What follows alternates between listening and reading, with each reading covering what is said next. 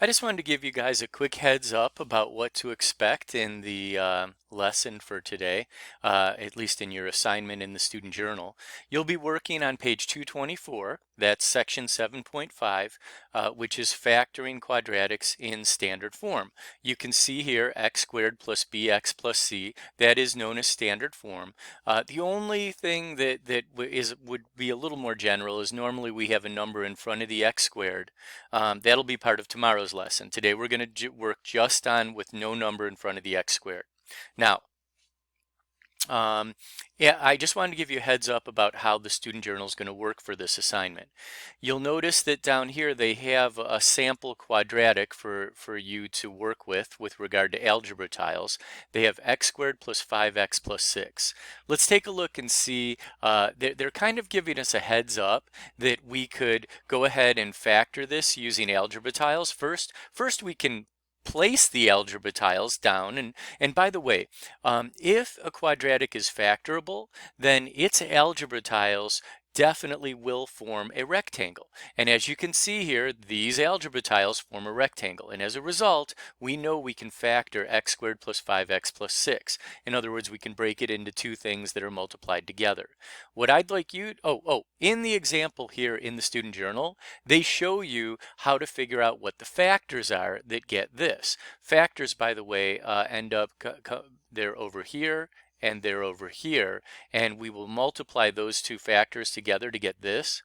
This, aside from being called algebra tiles, this is also known as the area model of multiplication and of factoring. So anyways, let's take a look and see. In the student journal, they tell you what to do next. So let's take a look at the next screen.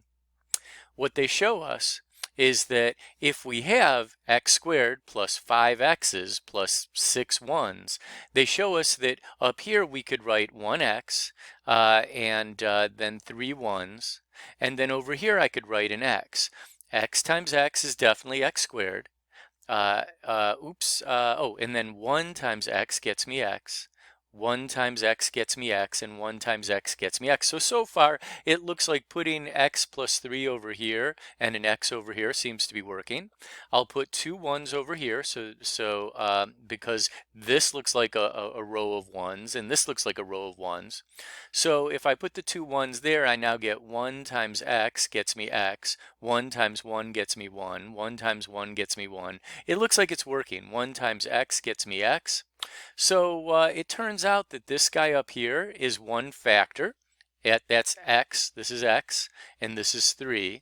And this over here is another factor, and this is x, and this over here is 2. This is x plus 3 because it's a positive 3. This is x plus 2 because it's a positive 2. And you can see that what you'll be writing out are the factors, and you'll write them out in this way, x plus 2 times x plus 3. For the next few exercises, I want you to write out the algebra tiles that are missing, and then I want you to go ahead and write out what you think the factors are in this sort of algebra way of writing. Let's take a look at what the next few assignments look like. So on page 224, at the bottom, you're going to do A and B. For both of these, you're just going to have to write in what the algebra tiles are that go on the top and the side, and then you'll write out the factors that you believe are correct for A and for B.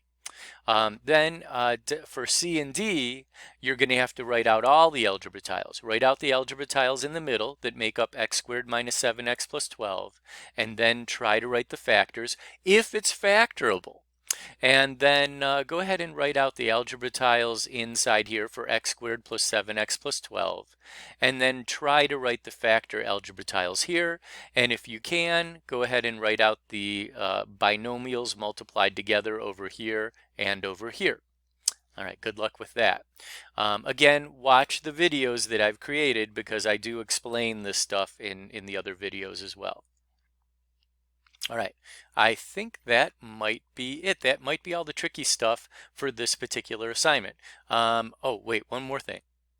On page 225, there's a couple of questions, question 2 and 3.